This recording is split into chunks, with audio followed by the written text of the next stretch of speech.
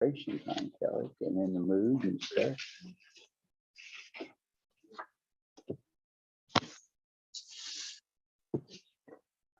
How are you?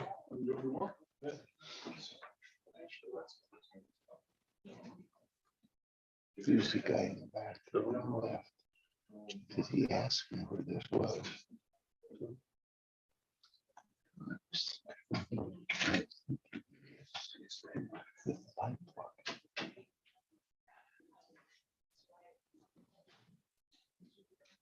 Push this or we all set? You're on. Okay, I'll call the meeting to order. First item is the approval of the agenda. Move to approve. Second. We have a motion and a second. All in favor, say aye. Aye. Opposed, say no. Minutes of the March 22nd, 2022 board meeting. Move to approve. Second. Got a motion and a second. Is there any discussion, comments? If not, all in favor, say aye. Aye. Approved, say no. Review and approve contract for our spring rock hall. This here is to rock all of basically Copperhead from Bladensburg all the way to River Road, the Elder Forest Road. That was Copperhead from where? Copperhead from west side, all of Copperhead. Blakesburg, from Blakesburg to Or from River Road. Blakesburg to Elvin, basically. Okay. And what was the others? So there's a section of it is River Road, where that actual road ties, where Copperhead ties into River Road. And the pavement there is that will end up pavement of Elder Forest Road. Okay, Move to approve. Second. got a motion and a second. Any questions or comments? All in favor, say aye. Aye. Opposed, say no.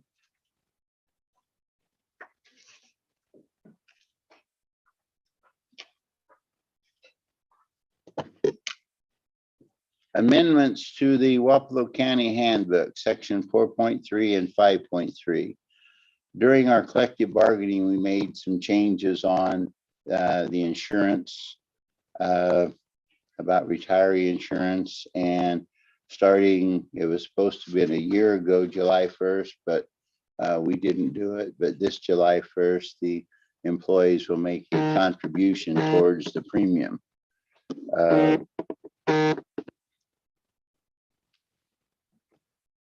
And that's, we didn't put it in the handbook yet, so this will cover those employees who are not able to join one of the three unions that we have. Should the year be 2022 instead of July 1st of 2023? It goes into effect July 1 of 22. Because on the, at the end, we have July 1st of 2023. Okay, what? Should be 22.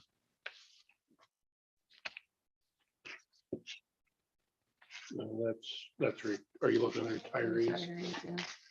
Okay, now.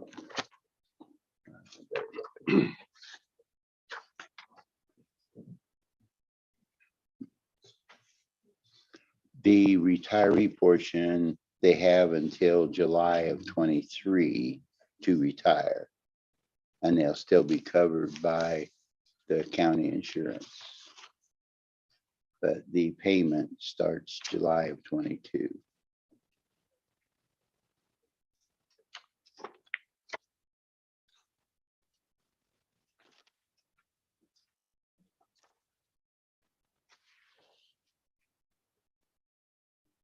Move to approve. Second. Any discussion, comments? If not, all in favor, say aye. Aye. Opposed, say no. Resolution number 19, 2022, abatement of public health and safety, a hazard, a spatial assessment. This is out on Blackhawk where we removed that structure out there, and this is putting it on the property taxes. Any other comments on it? Nope, it's done, it's complete. That looks nice. Move to approve. Second. All in favor, say aye. Opposed, say no. tax suspension under Iowa Code Section 427.8. Move to approve. Second. All in favor, say aye. Aye. Opposed, say no. Renewal of services summary by the governance board. Our governance board, which is the mental health board, is, there are 4 counties involved. We have an access center at Southern Iowa Mental Health. And I had Jennifer write this up, so it might be a little easier. I'll just give you that. There's one for you if you want, Kelly. There's one for him.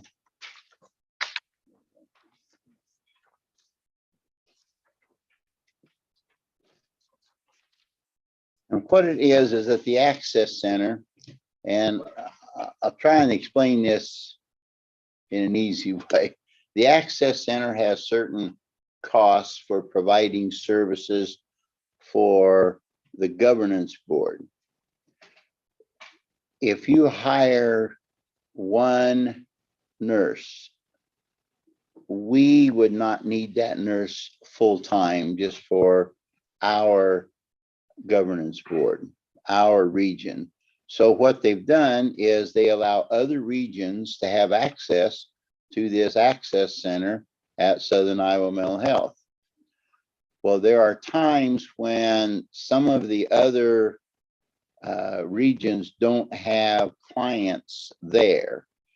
And so there's some dead time.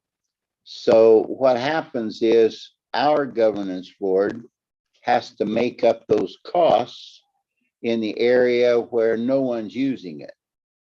So we ended up, those access costs toward the end of last year, October, November, they're running from 12,000 to 20,000 a month. Well, all of a sudden in December, they jumped to over $50,000.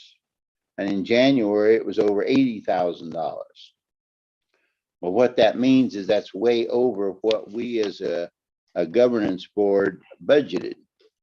So we have to make some cuts in the budget for starting July 1st. Now, we're not concerned about this year because we have a good carryover balance.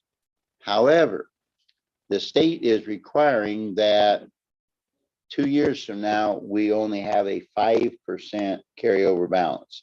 That's all they will allow us to have. Otherwise, the state takes the money. So in our next 2 budgets, like I said the other night at our hearing, the budget's not just what you're going to do now, but it's planning for the future. Well, we have to plan to make sure our carryover balances are down to 5% in the next 2 years. So we're looking at our balances and we're going to spend it in next year's budget, starting July of 22 and 1 July of 23. We're going to have to use some of those balances in this year. We didn't anticipate before July 1st, because we're, instead of 12,000, we're paying 50 to 80,000. About 300,000 is what we're going to be short. So what we have to do is cover that with our balances. So that we'll have budgets that balance over the next 2 years, we have to make some cuts in the services that we provide. One is the therapy at the jails. Now, Dr. Mascaro is the psychiatrist that handles that, but he doesn't do it on site.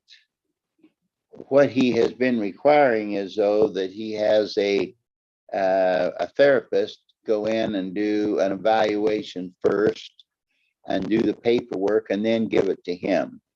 Well, we're going to eliminate that very first part, the paperwork, and that would be save us about $50,000 a year. We have a mobile crisis team. It just, I guess to make it simple, we have used it 11 times and it's cost us $100,000 to keep the mobile crisis team ready for when they're needed. We've had it for 4 years. It's underutilized, and it's hard to keep people working there.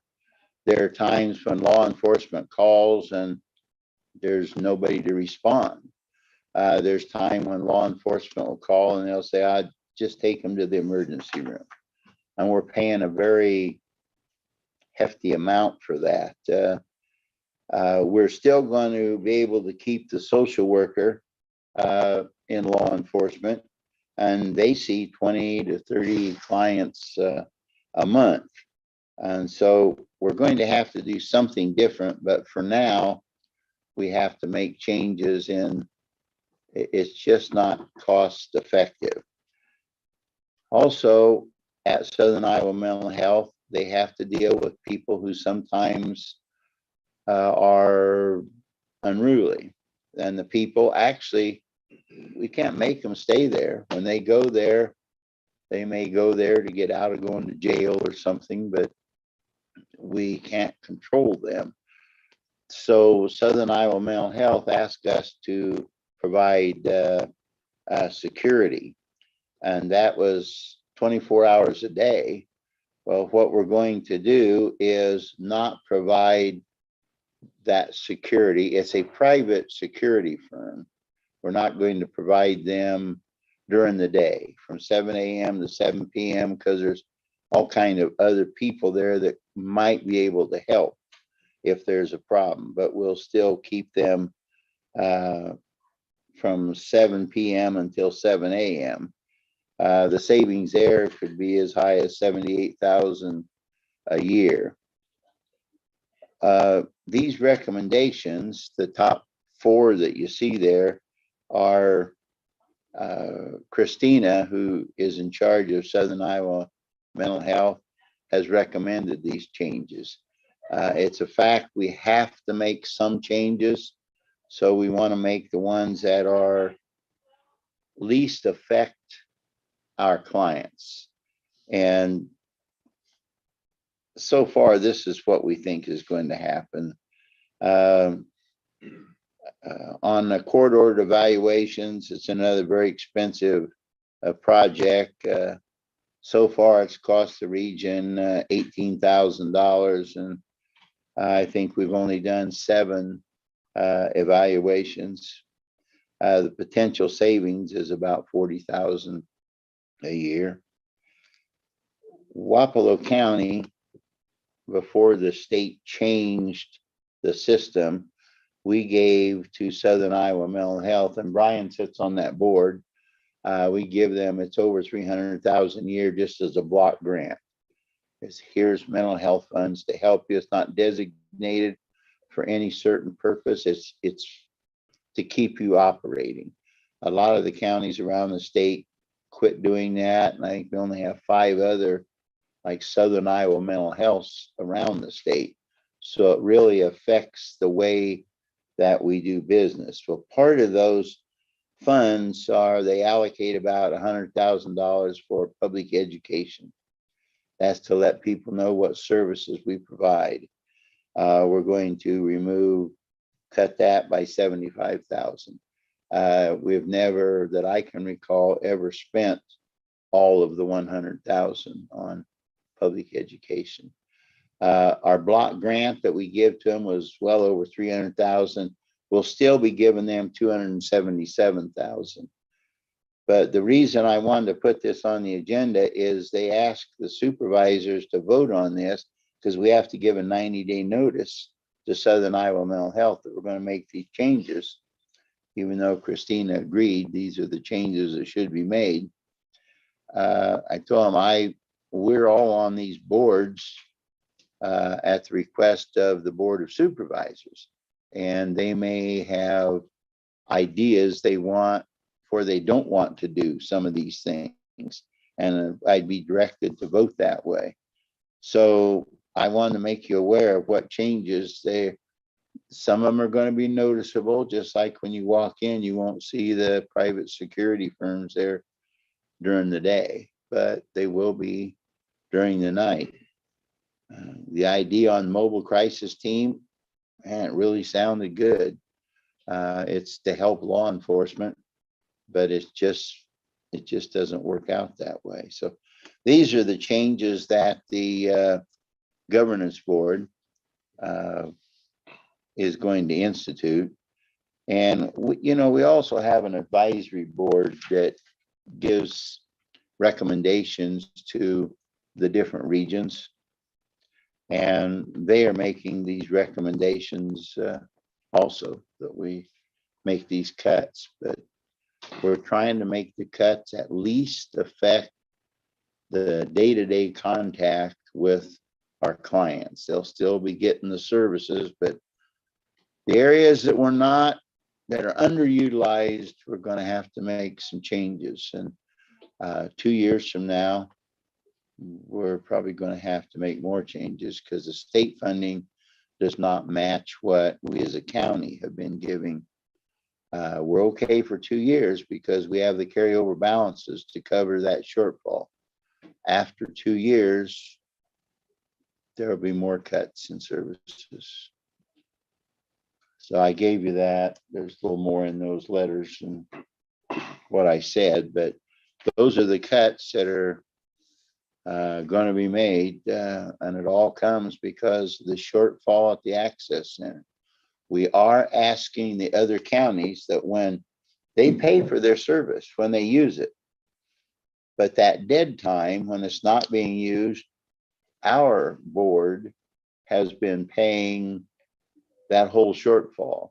We're now negotiating with them to get them to pay what would be their portion. If we use it 50% of the time and one of them uses it 10% of the time, then they're going to be asked to cover 10% of that shortfall. If someone uses it 25%, then this month 25% will be their liability. But right now we've been taking care of it all. This year till July 1st, the expenses are covered, but after that, if they continue like this, we won't be able to cover them.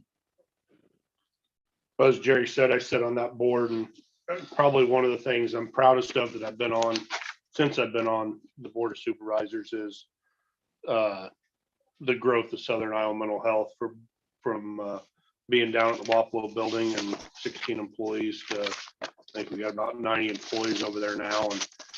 And some of that growth, as Jerry said, you try things and maybe it don't work out the way, mobile crisis is a perfect example. I think that was something that initially was a great idea. And I think we all thought maybe it'd be better utilized, and with the staffing right now, it's with everything else, as we've talked about and especially in the mental health areas, there's a real need for social workers and therapists and everything else. So it makes me feel better, and I'd had some talks with Christina at different times through our meetings, making sure she knew this was coming, and she did. She's in a loop, and her and Jennifer talk very regular on it. So I'm comfortable in these that, as her looking at this stuff and the best around that facility,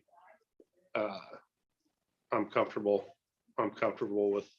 with all these. I hate seeing the block grant cut. I know it's a necessity of it. Something since 1969, the county's been one of the biggest, the biggest supporter of Southern Iowa Mental Health, and I think that will continue for at least the next year or two as far as the block grant goes. But some really good things being done over there, and good programs. And like any business, you try things, and some of it takes off and some of it doesn't, and eventually you have to go through and kind of trim the fat, if you will. And so I'm comfortable with these decisions. And one other thing to keep the closeness of the Southern Iowa Mental Health, we had a vacancy on our board, and Christina is volunteered to be a member of that board. So she'll be right there with us when we're making these decisions. It won't be something we'll make and then discuss with her. She'll be part of the decision-making process. So, I mean, really, the region and Southern Iowa Mental Health are synonymous with each other. Yeah. I mean, there's the ability that Southern Environmental Health has when the state comes down with something that they want to see implemented. It's nice for us to have something like Southern Environmental Health in our community where so many other places don't. We're very fortunate there to have them here. So this doesn't take a vote or anything. It's just that I want to make you aware of those changes. It's happening. It will affect the operation, but we're trying, and I said it several times, we're trying to make cuts that don't directly affect the clients. So these will start July 1st then, is that correct? Well, we'll be starting these sooner than that. Some of them we can start immediately, and some we will space out, but they will all be in place by July 1st.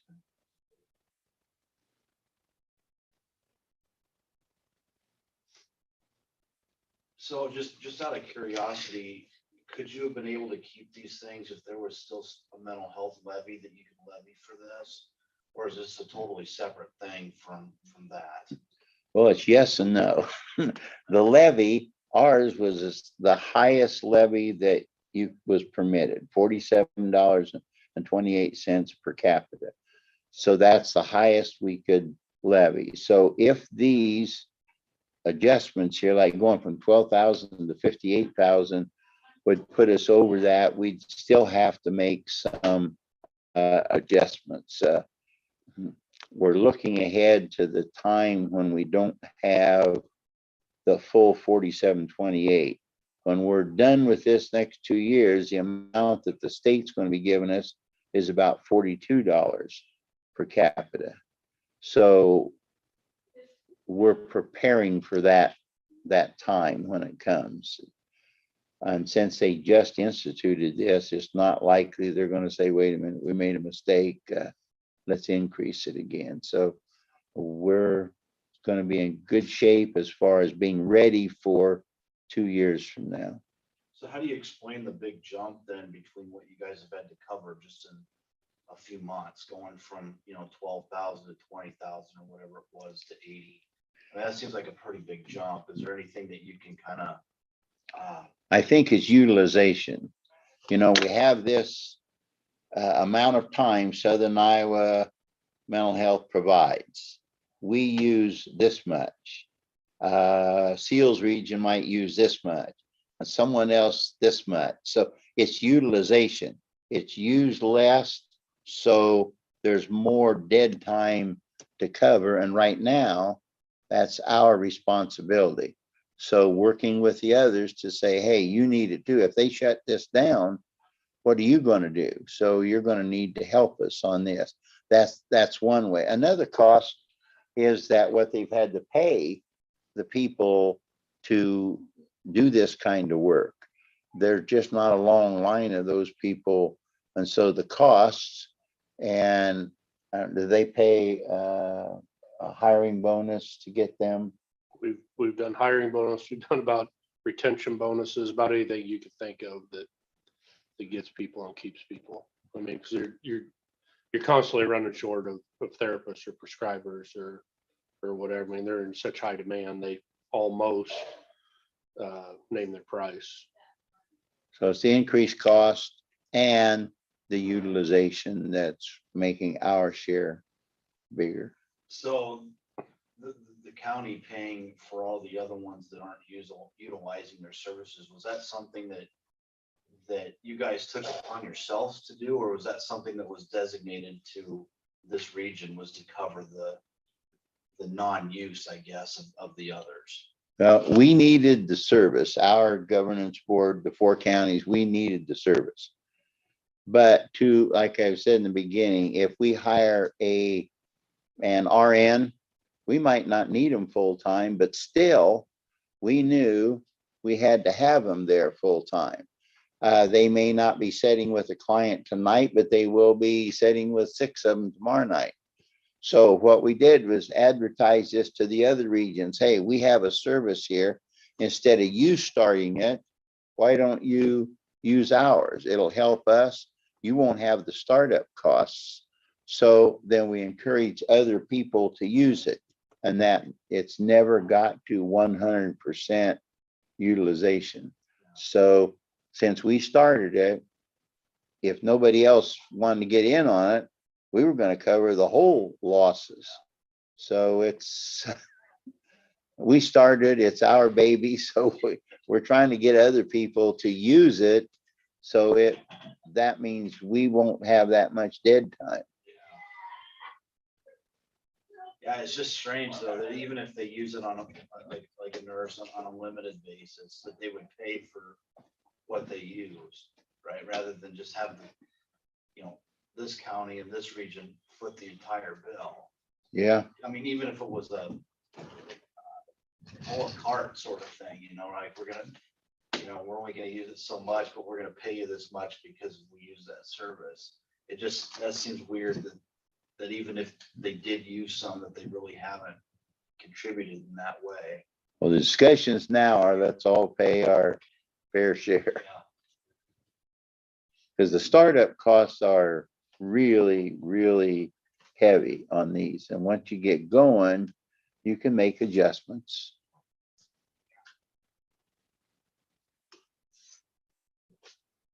Next item, request for payroll approval, a new hire, communication specialist in the sheriff's office. Move to approve.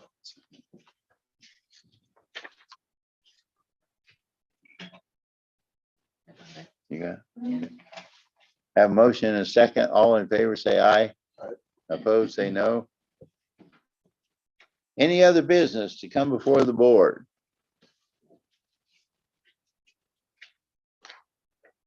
Move to adjourn. Second. Got a motion to adjourn and a second. All in favor, say aye. Aye. Opposed, say no.